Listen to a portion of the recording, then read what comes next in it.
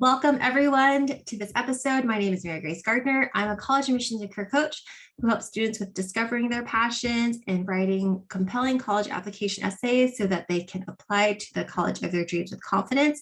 And today I have a special guest with us today, Diana Valencia. She is from California.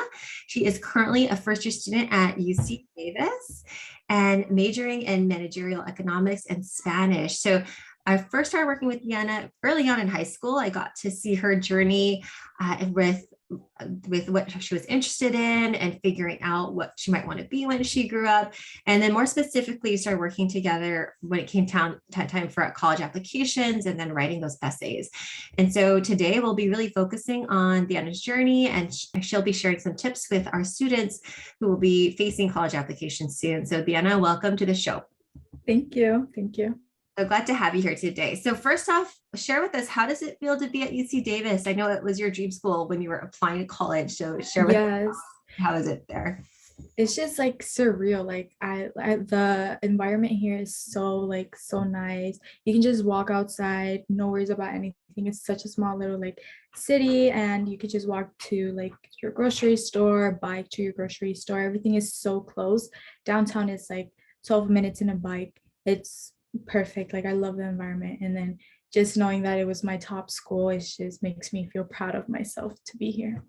I'm so excited. I know it was a school that you've always wanted to go to, and I remember during the college application process you weren't sure if you were going to get in or not, and so I'm so proud of you. I'm so excited to hear that you are enjoying it out there. So let's go talk about your kind of application process, and let's particularly focus on the essay part of it, because I know when students who are listening to this now at the time of this recording, they are possibly freaking out because they're about to start a process, especially for rising seniors, of applying to college. And particularly, I know a lot of students get really worried about writing those essays. So when you reflect back to when you were an 11th grader hitting into 12th grade, what were some of the challenges and worries that you had when it came to writing your college application essays? Honestly, I was freaking out as well. I felt a lot of pressure, mostly because before I started working with you, I felt like I had no guidance. I felt like I did not know what to do, where to start. And then I felt like once I started working with you, I kind of had this guidance, and the challenges that I was facing was time management, and if I was going to even have time to turn in certain things in a certain time. Although I did like to have my schedule set out, so I always had time to work on it and turn it in right on time. So when we were working together, we would be able to revise everything. Although the questions are difficult, and I understand if some people are freaking out because you have to choose 4 questions, and you're just like, which ones do I choose? I don't know. I was there. I actually was between I had to choose 4 questions, and in the end I chose I changed one question completely, but it was okay. I just had to work on it. And I think the challenge was mostly choosing it. Once you start writing it, I feel like you should start feeling more comfortable just thinking, and then I would write my essays really long, and then the easiest part is just cutting it down. But yeah, that was my process on choosing the essays, but everything was fine in the end. Yeah, what you're mentioning, for those families who aren't familiar, for University of California, you're asked to pick 4 essay questions, and you're given multiple to choose from. And so what Diana's mentioning is just even choosing which ones to write about. And I remember, Diana, when you were going through the process, you had so many interesting stories. And so one thing we talked about was, well, let's figure out the topics first and the stories first, and then we figure out which questions match that better, right? Because it's a lot easier to focus on you first and then the question versus trying to fit yourself into a question, right? So I remember too, when you were going through the process, you were actually tackling some really hard topics from personally in your personal life and wanting to write about them, and then trying to figure out, how do you actually write about them? What do you say about them? So as we were working together, how did you get more clear about how to actually present yourself, or how do you even share your story? I do believe people have their different boundaries when talking about their personal life. But for me, it was a challenge, a really hard challenge I went through myself. But I feel like I did go through it, and I became mentally more stronger. And me writing about it just made me feel like stronger. Like it just encouraged me to keep writing about it. So it was very personal. I did get really deep into my essay. I talked about my depression, my anxiety, and I just wrote it into these essays and just explained a little bit about my mental health and how I controlled it, like how I overcame it. And me just writing about it just made me feel like I had this strength over my own mental health, because I'm able to speak about it, write about it, and share it to, I mean, all these different UCs that I applied to, which is like, I feel like it should just encourage you to keep going and not be afraid to show your weaknesses, because in reality these weaknesses just make you way stronger. So I feel like it personally, me writing about my struggles really helped me. And I mean, I feel like it just made me stronger as a person writing about all of these. I mean, it helped throughout my guidance with the essays too. I remember too in your story, and thank you so much for sharing that, because I know that it's going to resonate with a lot of students and families too who might be dealing with mental health things, right? Mental health issues, especially during the pandemic and a lot of the changes going on. And I know as you were tackling, how do you write about it, and how has this impacted you? Something I remember you really focusing on too is how you overcoming what you did and the challenges that you faced, how that also influenced what you wanted to do in the future and how you wanted to help other girls, right, in the future. And can you talk to us a little bit more about that connection you were making about how your experiences made you want to help other people? Well, when I was going through these hardships, I felt like I kind of needed a hand from somebody, or like somebody that I can talk to that could resonate to what I was going through. And I feel like I didn't have that hand or like that guidance from somebody else that was in my shoes already. And when I was going through this, and I overcame it, and I learned like how to become stronger mentally and everything, I kind of wanted to start something to help other girls that have been through what I've been through, and just tell them or guide them and tell them it's okay. I know it's hard because I was there, but I just wanted to be able to talk to them, to hear them, to listen to them, and to understand them, because I feel like once you're in this point, it's hard for somebody to understand because they've never been in your shoes. So that's why I wanted to create this group of girls just to talk about their struggles and understand where they're coming and then just hearing stories from each other would really help. I think it was also really inspirational that you formed these, even in high school, you formed these groups where people could talk about education, they could talk about personal struggles. There was a support group that you also already started in high school as a result of what you were going through yourself, right? And so I wonder if you could share with the audience kind of how has being able to be more comfortable with your story, or even how to tell your story, how has that changed you? Because what I've noticed is the Diana I knew before versus the Diana now seems so much more empowered and seems so much more confident. So can you tell us a little bit more about that for you, going from what maybe you might have been feeling before to now that you know how to express your story and help other people? How has that helped you? Well, I feel like that's exactly how I feel. I feel more empowered. I feel more confident after telling my stories, because like you said before, I was a really quiet girl. Like I just kept everything to myself. I didn't really speak up for myself. And I've been telling like everybody who I know, I'm just like, I used to be so quiet. Now I'm so confident. It's just like, it just gives me the strength to use my voice. It just made me realize that my voice is so important for me, just like for anybody else.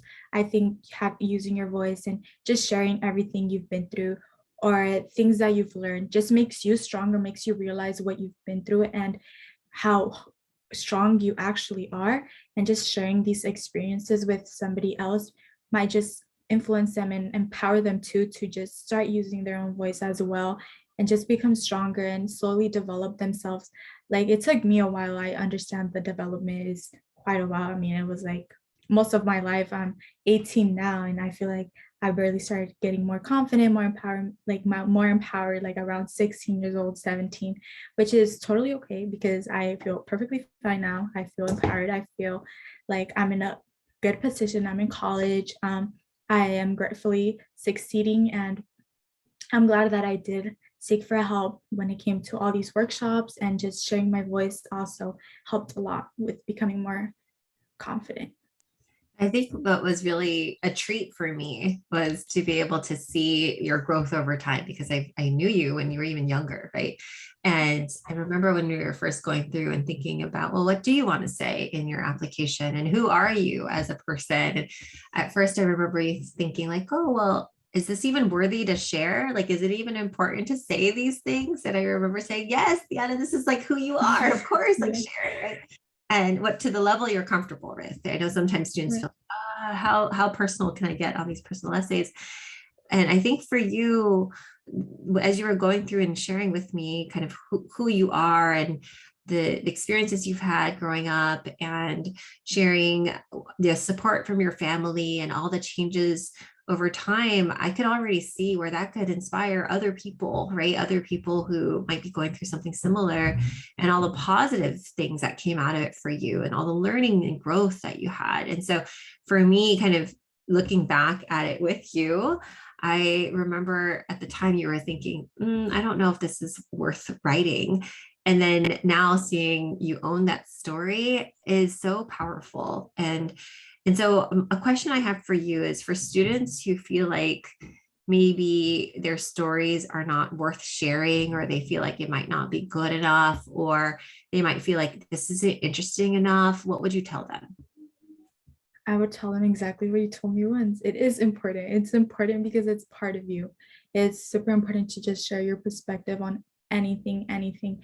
I kind of feel like, from my point of view, maybe somebody else would say the same or think the same. I kind of felt like, oh, I don't want them to feel pity, or it's just like things like that were holding me back too, or maybe it's not interesting because these things are like common. I could say I would think all these things. I would just overthink everything. Honestly, I would just be like, do I really want to share this? Like, maybe it's just too personal. They're not even gonna care. But I do feel like it's something that you should really think and say, like, it's super important because it created you. It created who you are now. And like I've said before, your strengths and your weaknesses is what's forming you to be the person you are. So I think it's 100% important to just share these stories. And even if you think it's not important, the little things matter. The little things matter. All these little things that have happened to you are important to share. Like, I 100% agree that everything is important to share. There's something I oftentimes hear students say is, well, this isn't different enough, or, someone already shared this story. And it's probably true. Like you just said, there's multiple students, thousands, hundreds of thousands, right, who are all applying to college. And yeah, they're going to have similar stories, right? They're going to have maybe similar backgrounds, or they might have similar extracurriculars or similar just circumstances that happened, because you're talking about a time frame of 14 to 18, and a lot of times similar things happen during that time, right? Same classes, same activities. But like what you just mentioned, those little details though are what make you different. The little things of maybe how you reacted, or how you might have had a conversation with somebody, or the way that you looked at it, different from someone else who went through the same thing. That all is the unique part of it, right? And sometimes students feel like that's not enough, but it is, right? That's what makes you who you are and gives us all these different perspectives. One thing I wonder too is if you could share with the audience the power of being vulnerable, right? Because that's something that you had to do when you were writing these essays, right? A lot of times students want to look totally perfect on essays, or they want to look super duper confident on everything. And actually, there's a lot of power when people are showing a weakness and how they addressed it, or being vulnerable or being real, right? So, what would you say to students who are afraid of being real on their essays? Honestly, like, I 100% recommend. It's just gonna make you feel real, like you said. I feel like if you just try to give off this like confident on a vulnerable essay is just like not really gonna match, I could say. I was very vulnerable. I feel like I'm a very like open book when it comes to my feelings. I'm not afraid to express them, and being vulnerable just makes me feel like, okay, I'm strong enough to just express what I really feel. It just makes me feel like, yeah, I'm being vulnerable, but yeah, I'm also being strong enough to be able to speak about these vulnerable things. So I think, if anything, being don't be afraid of being vulnerable, because in reality, you're being so strong. You're being so strong, sharing all these personal things, vulnerable things, and yeah, I feel like you should just empower your vulnerability, and just go for it, honestly. Yeah, and sometimes you can help others by sharing those points of weakness and what you did to address them, right? And people can connect to your stories in that way. Another thing in terms of just people feeling kind of vulnerable is a lot of times students feel really intimidated or vulnerable when even just sharing their essays with other people, right? It's you're putting your heart on paper and then being able to share it with somebody can be so intimidating. That's why whenever students they trust me to be able to take a look at their essays or give them honest feedback, I take it super seriously because I know that it's hard to have someone learn about your life and being able then to give you constructive feedback on how to make your essay stronger, right? So what Mhm. would you say to someone or student who is on the fence about sharing their essays with an expert to be able to give them feedback? Because sometimes they don't even want to share it with their parents or their teachers, and so by the time they might be sharing it with admissions, Right. they sometimes don't even want to share it at all with anybody. What would you say to somebody who might be afraid to share it with an expert to give feedback? I feel like, in my opinion, and when I was going through it, I felt more comfortable talking to an expert. I was afraid to share with teachers, like high school teachers, English teachers, because I feel like I was kind of seeing them every day already. And it's just like them knowing my story kind of made me feel like, kind of made me like even go like push them away a little bit, because I was like, they know such a deep part about me, or such a personal thing. Obviously my parents, I understand, I would not want them to see they're gonna, I just don't want them to feel sad, or feel like, oh wow, my daughter, my son went through all of this, etc. So me able to share with an expert and be able to get feedback from an expert made me feel comfortable, mostly because I feel like talking to an expert just makes me feel like they've seen essays like this, maybe not exactly the same, but around the same subject. And it just makes me feel comfortable that I'm not going to be the first one they see about this topic. And plus, I mean, once you're relying on an expert, I feel like you're just more comfortable with sharing and then asking for advice, because in reality, an expert just wants the best for you. So, me, when I was talking to you, I felt so comfortable. I would honestly just rant about everything. And yet you got the most important little things to be able to put in this little essay. And I was just like, wow, like that's crazy. Like it just made me kind of feel kind of hyped, kind of happy to know that, somebody was listening, and you were like, yeah, I put that. That just made me like, okay, yeah, I'm gonna put this down, even though it was so vulnerable. Like I feel kind of like strong, like I mentioned before, it just made me feel strong to be able to share these experiences and these little like things about myself in an essay. Just kind of made me feel kind of proud of myself that I was doing certain things.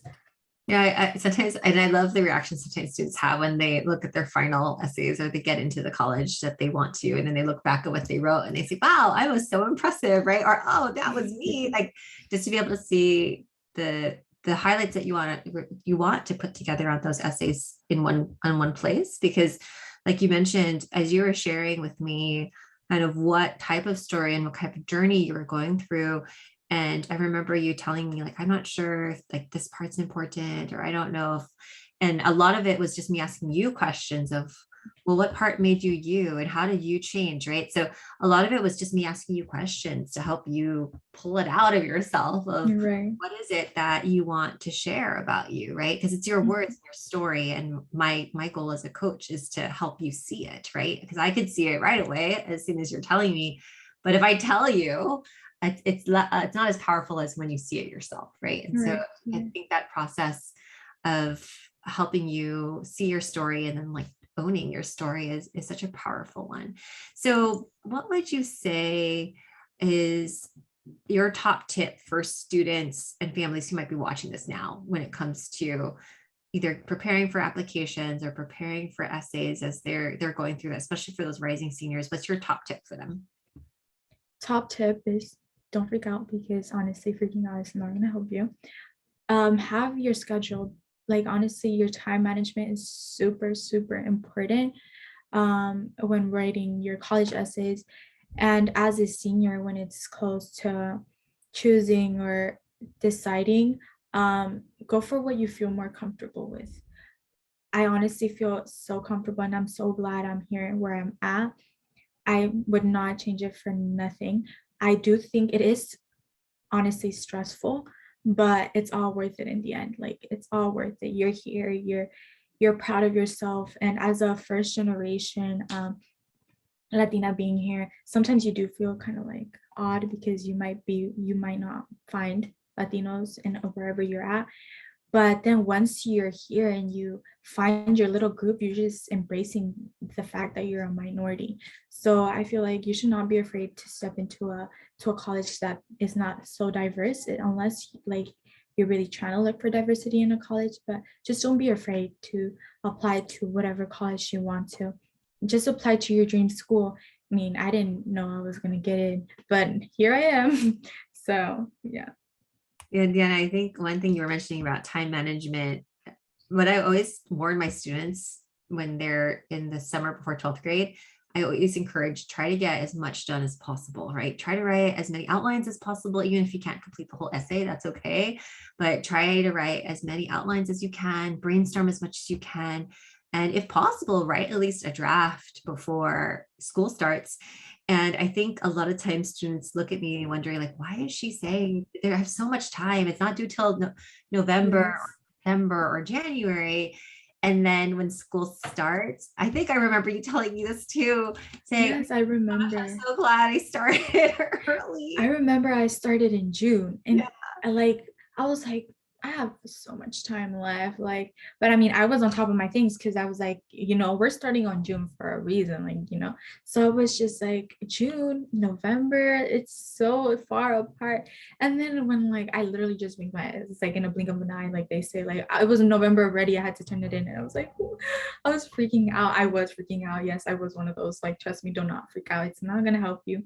And mostly if you have your time management, you start in June or in the summer, you're going to be perfectly fine. Just like I mentioned before, time management, be on top of everything's rough drafts. Doesn't matter if it's just a little bit, as long as you're beginning your essay, it should help 100%. Oh yeah, because I remember you saying, I can't imagine some of my classmates haven't even started. We're already in October, and I don't know how they can even start, because a lot of college bound students are taking those advanced and honors classes, or they're in extracurriculars. So you're super busy. It's not like it's easy. And then you have applications on top of everything else, right? So you are excellent on time management, by the way. I know you felt Thank like, you. oh, so, but you're always on top. Every time we had meetings, you always had everything ready. Like you always worked really well on separating that out. But I think that's what worked well for you, to not have to rush at the end or procrastinate at the end, because you finished so much more early, and you can focus on other things during high school, because you also want to enjoy your senior year, right? You don't want Right. to miss Yes, out on your senior year because it goes by so fast. it does. Yeah, yeah. And then what if you have any other final words that you'd want to share with the audience today? What would those be? Go for it, honestly. Go for it. Doesn't matter if it's like mentioned throughout this whole interview. Don't be afraid to be vulnerable. Share your personal things. I mean, obviously if you want to, but it would really, really help, and just make you yourself a stronger person. Don't be afraid to get out of your comfort zone. I honestly would just say that, go for it. It's all worth it in the end. Diana, well, thank you so much for your Thank you. vulnerability today. Thank you so much for sharing your story, your experience. I know that this is going to help so many students. So for those of you watching, if you have questions for Diana or for me, let us know in the comments below, and either Diana or I will come back and make sure I answer them. So Diana, best of luck to you as you continue your journey at UC Davis. It was such a pleasure working with you over the years, and I'm so excited to hear about your continued success. So for Thank you. those of you who are watching, and if you are interested in joining my next free live college application essay class, you can sign up at the collegeapplicationessay.com. All you need to do is put in your name and email address, and you'll get the link to my next free live class. So Diana, thanks so much for your time today. Thank you.